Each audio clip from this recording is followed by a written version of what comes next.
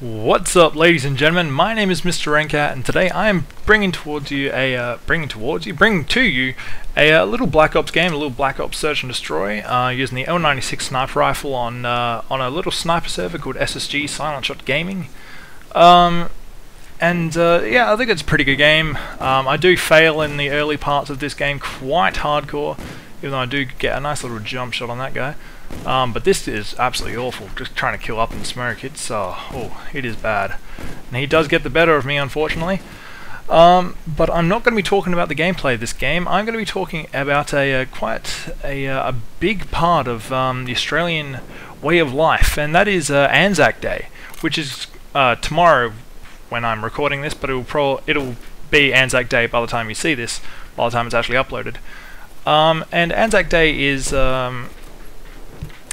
okay, I will I've just got this page up on the internet from the Australian War Memorial, from their website. I'm just going to read it out, and I just thought it would be nice to give all you guys who maybe aren't Australian or New Zealander to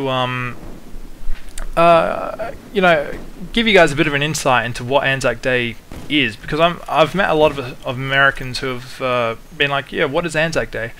And yeah, so I thought I might as well do a commentary on it and kind of answer all the questions, I guess. So I'm just going to read off this webpage. So what is ANZAC Day? ANZAC Day, the 25th of April, is probably Australia's most important national occasion. It marks the anniversary of the first major military action fought by Australian and New Zealand forces during the First World War. So basically, it was the first major military kind of mission that Australia and New Zealand kind of banded together for, you know, and yeah, it's a pretty big deal.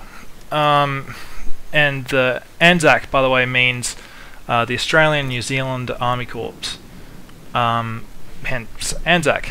And we also get ANZAC biscuits, which are really nice, and I'll probably put a picture in the bottom, but that's not that's not part of this commentary. Yeah, so what does ANZAC stand for? Blah blah blah blah blah.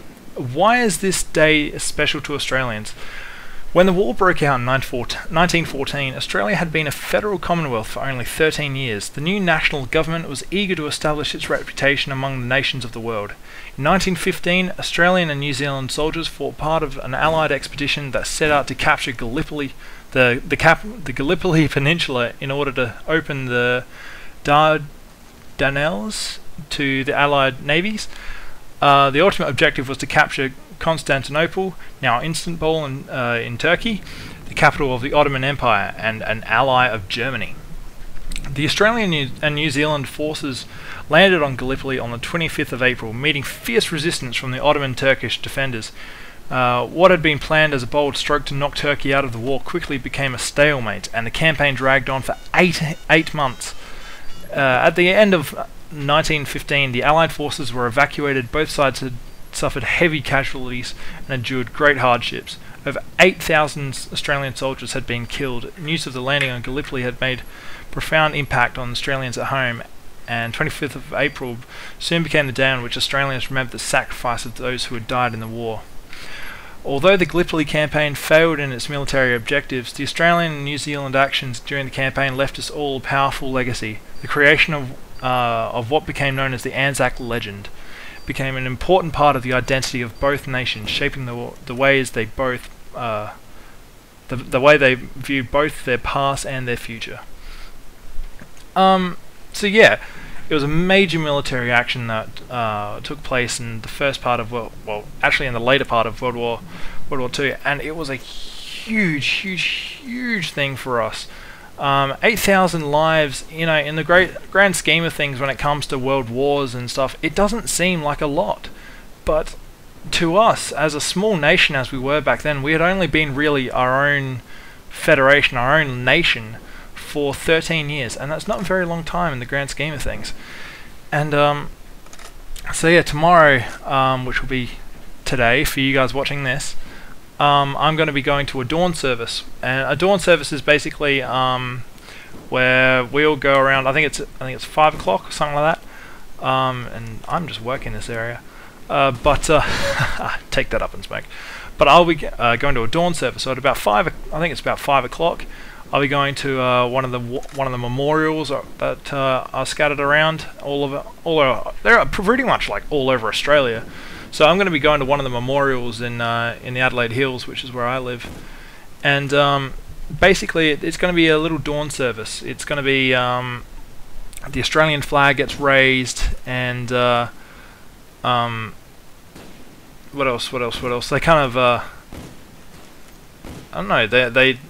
We say prayer and all that. Even though I'm not a Christian, I think it's still nice to kind of remember, the sacrifice that those soldiers made. Yes, I'm going to be going to a dawn service. I'm going to be doing all that kind of jazz. We're going to be eating ANZAC biscuits, which are absolutely delicious. And I will put a recipe down in the links I'll put a link in the description. Jeez, I can't speak English very well, can I? Yeah.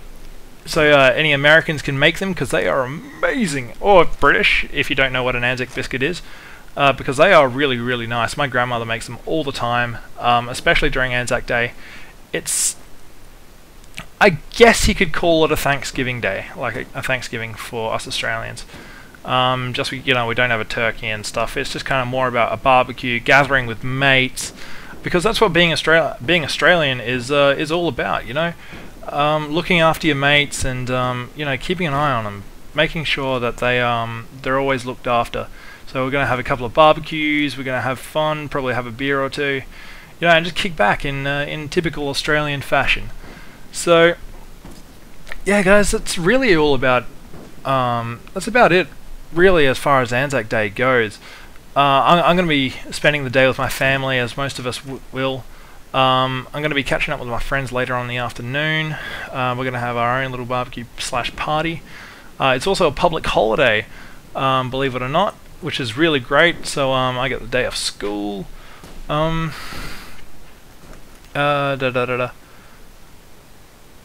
Oh, I've just found something about the dawn service. I'll just quickly read that.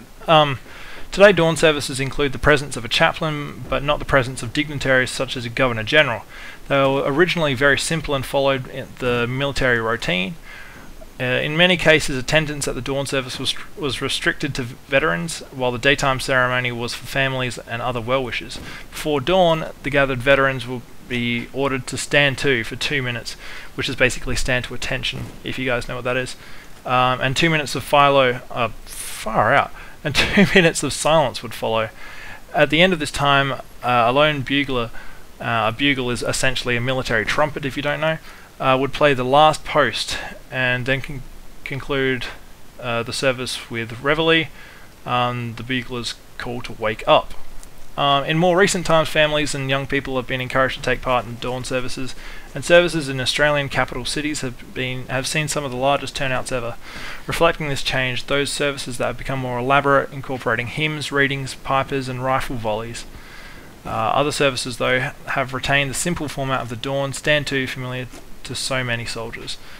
So it is a very personal thing for a lot of Australians because so many people died, and it affected. It formed our history, who we are as a nation. So guys, I hope you guys have enjoyed that little discussion about ANZAC Day.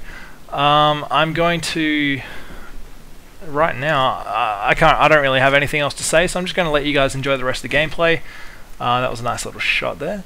So guys, I hope you've enjoyed this little commentary. I'm sorry if it is kind of boring for you guys, but kind of last little note, my montage is well underway. I've got, I think, 7 out of the 12 clips I'm going to be using, so another 5 more clips and I should be ready to go. I'm hoping this montage will be about, like between about 1:20 and 2 minutes. I don't really want a long drawn out montage, simply because they are I think they can get kind of boring after a while. So yeah guys, I hope you've enjoyed this commentary, and I will catch you later. Peace out. Catch you later.